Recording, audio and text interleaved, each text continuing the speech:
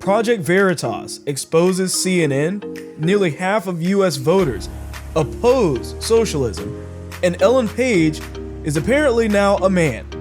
We'll be getting into that and more on The William Hall Show.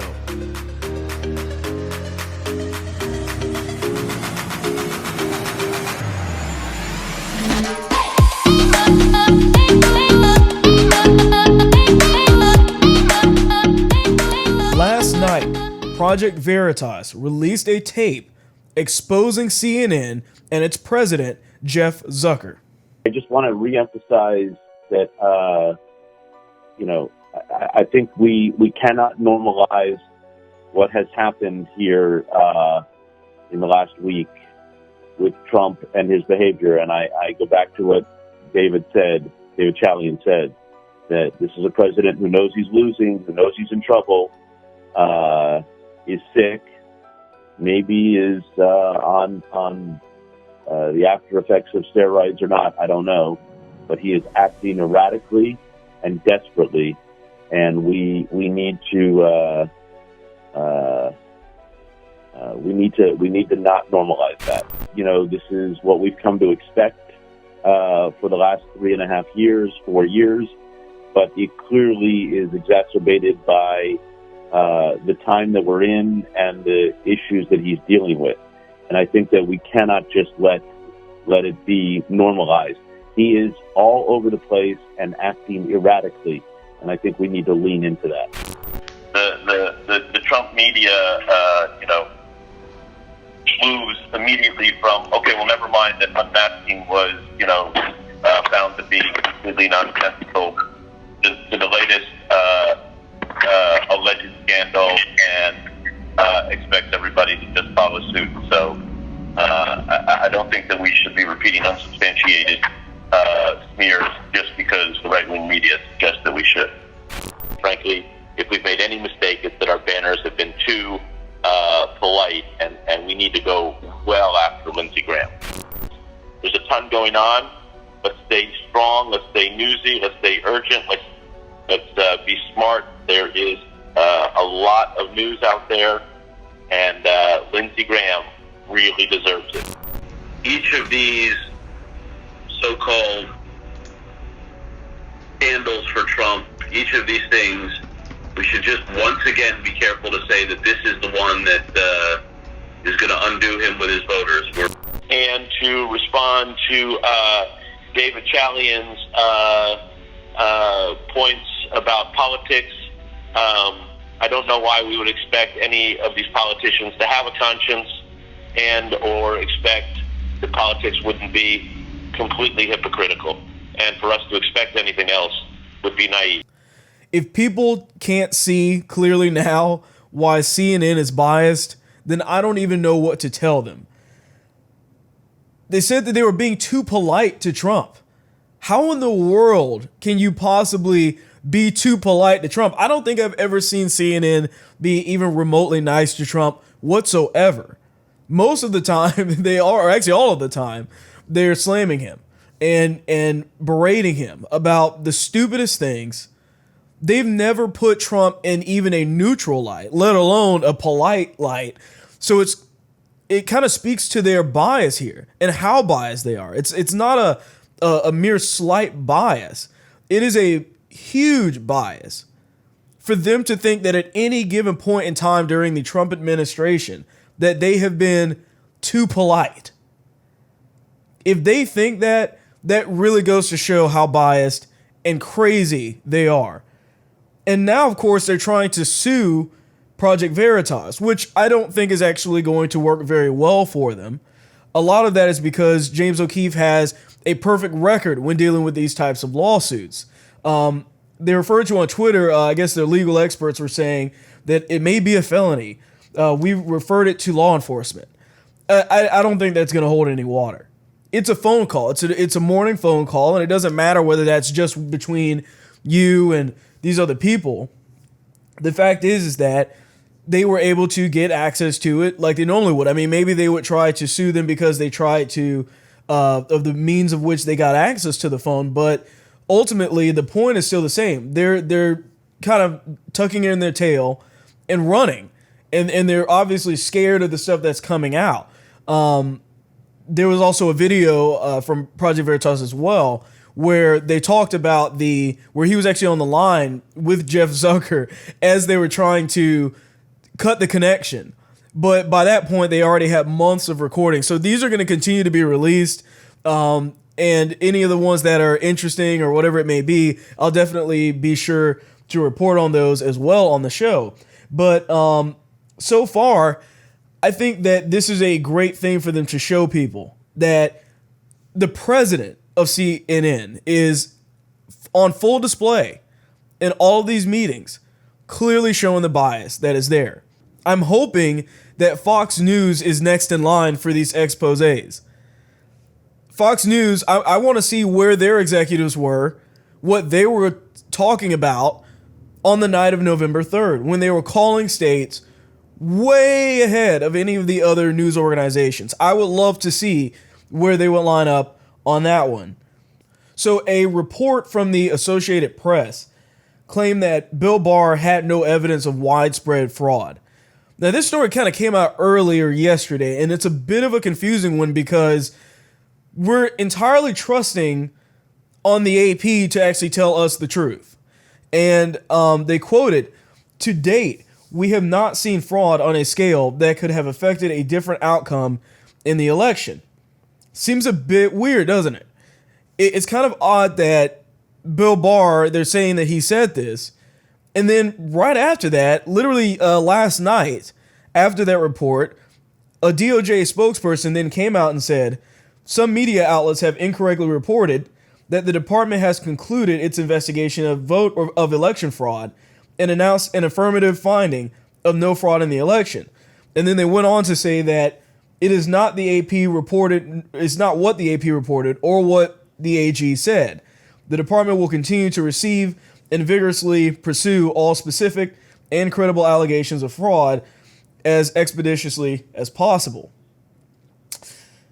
The weird part about all of this, the first thing that kind of comes to my mind is that the Department of Justice hasn't done anything in this entire, after all of these different hearings, after evidence has been presented, and the speculation is clearly there.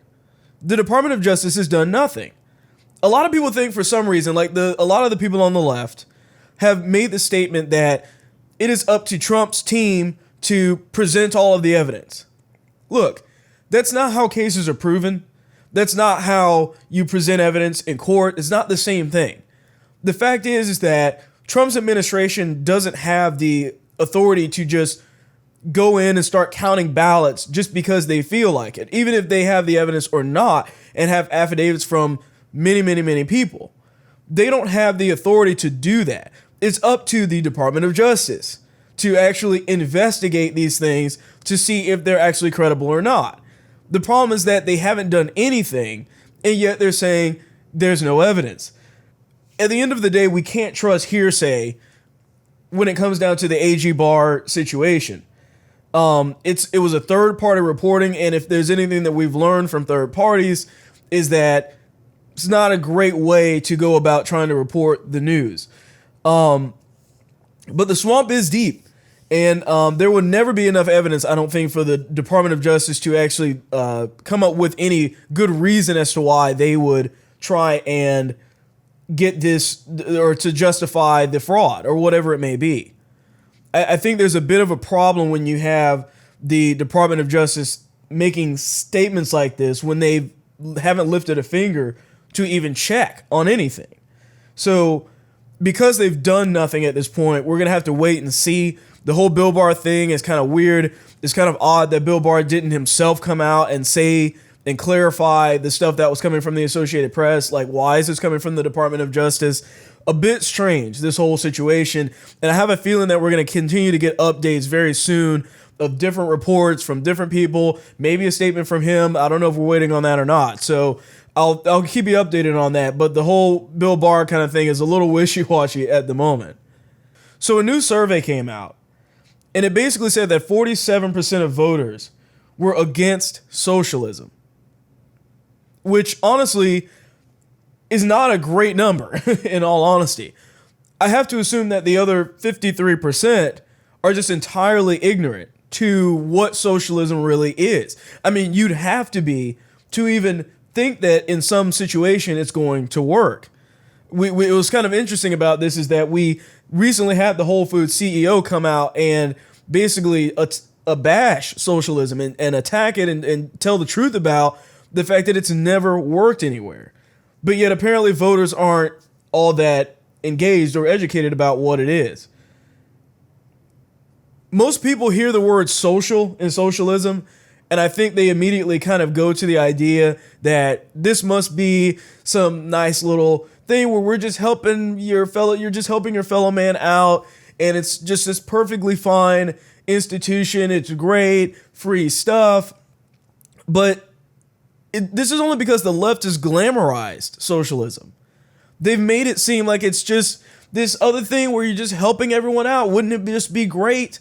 You get more money, the rich, super rich get less money, and just oversimplify what actually goes on. Oversimplifying how things actually work under socialism is nothing but just glamorizing it and misinterpreting what it is and dumbing it down to the point that people don't really get a grasp of what it really means.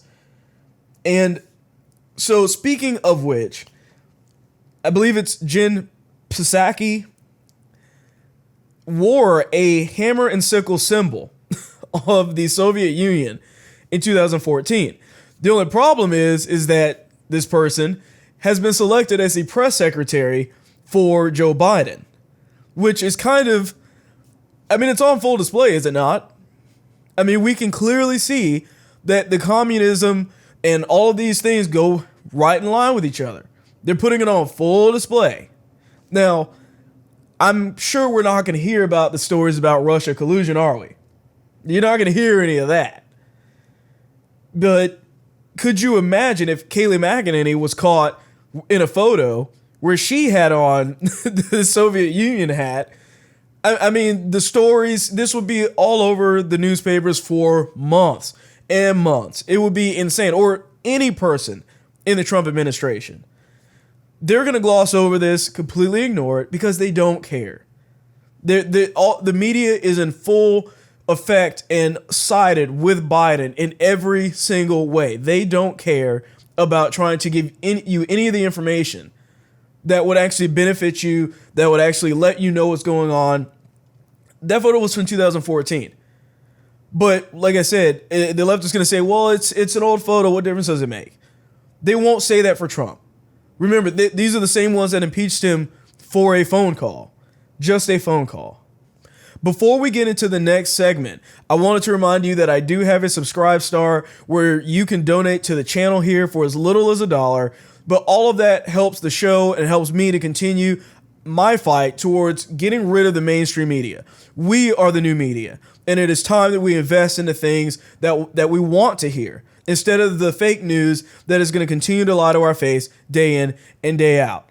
So moving on to the next topic, Sarah Silverman, comedian, admitted that she got away with offensive humor, and her justification is that it's because she's a liberal. Like on the Sarah Silverman program, you could do a joke about AIDS like that and people embrace it and laugh because it's you saying it. So what do you think is the difference between you saying it and somebody else saying it and not getting away with it? It seems like you get away with a lot of stuff because you're so funny, but some of it's pretty dark.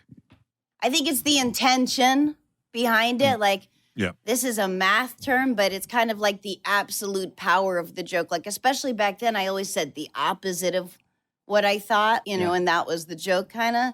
And then hopefully the truth transcends that I don't really feel this way, not to break it down in the least funny possible way. But it is also interesting, too, because, like, that comedy I did, you're right. It was like, oh, it's okay because I don't mean it. But then it also is kind of like, we're liberal, so we can say anything. So we could say, the words that are unsayable or whatever. Like, I don't mean it, so I could say it. Like, there is kind of like a liberal, like, douchiness about it, I think, in retrospect. I mean, I don't know. It's a weird balance. I think you're right. I was thinking about that the other day, which is like what's been gone is things have gotten so serious because everybody who's not liberal is so serious and so dark and so real about their negativity or hate or racism or whatever it is, that it's taken all of that away. You're like, well, I don't even want to joke about anything, a lot of things that are rough or maybe pushing boundaries, because you feel like I don't want it to be taken the wrong way because there are so many people who mean it. The simple issue with all of this is that she's just trying to get away from the cancel culture. I mean, we live in a day and age where comedians aren't even safe. And she's obviously trying to get away from it. She said in there, it's okay because they know we don't mean it.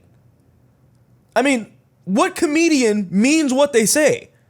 If it's an offensive joke, what comedian means what they say? Like that, the meaning of a joke is that it's made in jest. You would think that that's kind of the common sense that goes along with what a joke is. Of course, they don't care about any of that.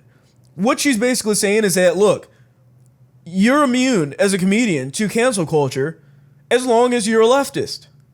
Which is ridiculous because, look, you either protect all comedy or none at all. You don't get to pick, based off of someone's politics, whether or not they can continue to have a show, continue to have a job in the industry. It's absolutely insane. And then, of course, you have the guy at the end, and he says, everyone who is not liberal is so serious and so dark and so real, saying that you wouldn't want to joke about it because so many people actually mean it. Once again, who means it? That is a comedian.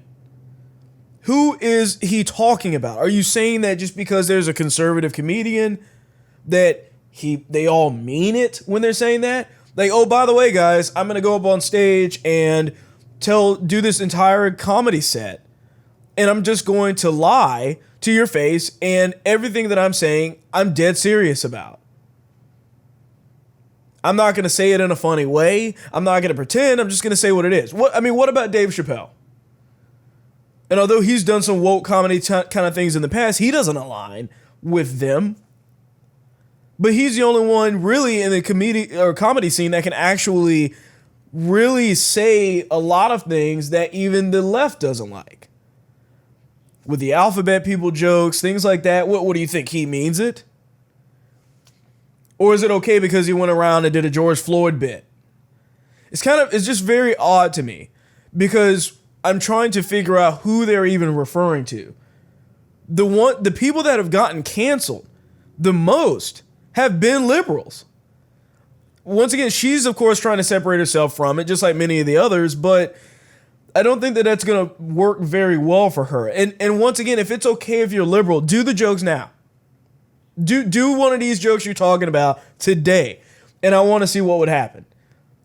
She'd lose her job, lose all of her parts, everything that she has worked for would be completely gone. So, although at the same time, I kind of see where she's going with this angle, where I'm like, well, yeah, you're right. A lot of liberals get away with things, which is true. But these were all in the past. If she were to come out and do these same bits today, she'd be done.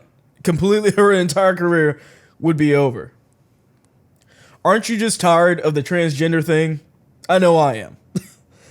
So Ellen Page, which is the girl that starred in the movie Juno, which I saw a long time ago, is now a man, apparently. Why? Because she said so. She said, I'm a transgender man named Elliot. All right, folks, that's it. We're just going to accept it as what it is. We're just going to assume that she's correct. It makes no sense. So the direct quote from her is, hi, friends. I want to share with you that I am trans. My pronouns are he, they, and my name is Elliot. Something seemed kind of weird about those pronouns. I know it kind of stuck out to me. He, they. What about he, him? I thought they were supposed to kind of go in conjunction with each other. I thought it was them, they, if they were going to go together like that. But now it's, you can do he, they. I don't understand any of that. These pronouns make absolutely no sense.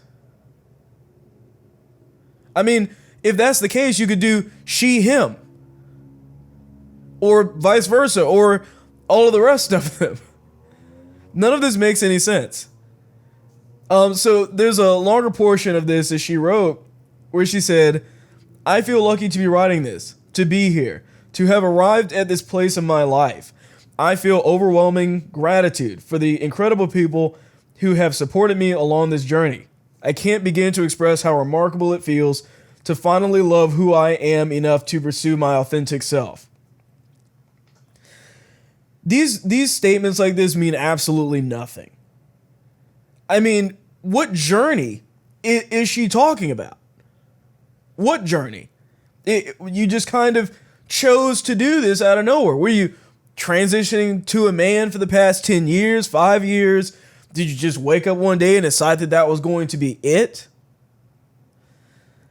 None of this makes any sense. And then, of course, you have your typical companies that are trying to virtue signal all over this, coming out with either support statements or tweets. You had Netflix, Hulu, Rotten Tomatoes, Dark Horse Comics, Bud Light, Ritz Crackers, and Oreo cookies. So now your cookies have to be woke too, folks, in case you didn't know. Even your cookies now and your beer have to all be in this woke crowd of stupidity, of accepting this stuff that makes no sense. Gone are the days when companies can just be a company, to now where they have to virtue signal to get attention. They're using it as a publicity stunt, but nobody on the left cares because they're too dumb to see what's actually happening. So Bud Light tweeted, "Thank you for sharing your story, Elliot." Why are beer cookie companies? This makes no sense. I'm so tired of these woke companies virtue signaling. If people can't see that they're being used by these companies at this point, then I don't know what to tell them. It's ridiculous. I'm tired of it. I'm over the entire thing. And this speaks to the larger issues that we have going on in our society, where for some reason, people think that they can just virtue signal and just say they support something, write a few hearts on Twitter, and get the kudos from everybody. Oh, now they're going to buy my products. Now they're going to do this. Now they're going to do that. These companies, these people making these decisions, it's all fake. It's all a lie. And we're just supposed to, as a society, say, sure, you're right. I'm not going to. Because a man is a man and a woman is a woman. You don't get to wake up one day and decide that you're just going to do the other thing. Meanwhile, you have people that have gotten surgeries for this stuff. Now, you know she's not going to do any surgeries for this. Most she'll probably do is cut her already short hair off even more. But what does that even mean? Oh, you're a man now because you already kind of looked like one. You just cut your hair, that all of a sudden, that's what a man is. If you've even seen this actress before, she already kind of had manly features-ish. Like, she just wasn't an attractive woman to begin with. And that kind of is what it is. That's personal preference or whatever you may think. But the biggest problem I have with all of this is just that you want everybody to just cater to you. It's a self-absorbed kind of thing that's happening. And I feel like most of the people that are doing this, that are going along with this, really don't believe it either, but they just want to be a part of the crowd. They want to fit in. They want to be a part of the latest trends. And that's the only place that they can go in their mind. Instead of just doing what it is that they do. We as a society have to figure out what it is that what our identity as a society is. And instead of just constantly changing the rules and saying that men can be women and women can be men at any drop of a hat just because she put out a statement, we need to actually understand and believe in reality. Once again, something that the left is entirely afraid of. They hate reality. They hate focusing on real issues. They would rather virtue signal. And now your cookies and your beer and all the rest of these different companies that have nothing to do with politics are now knee deep and all of it. That is all I have for you today. I thank you for watching, and I'll see you on the next one. You just watched an episode from The William Hall Show. Please remember to like, share, and subscribe.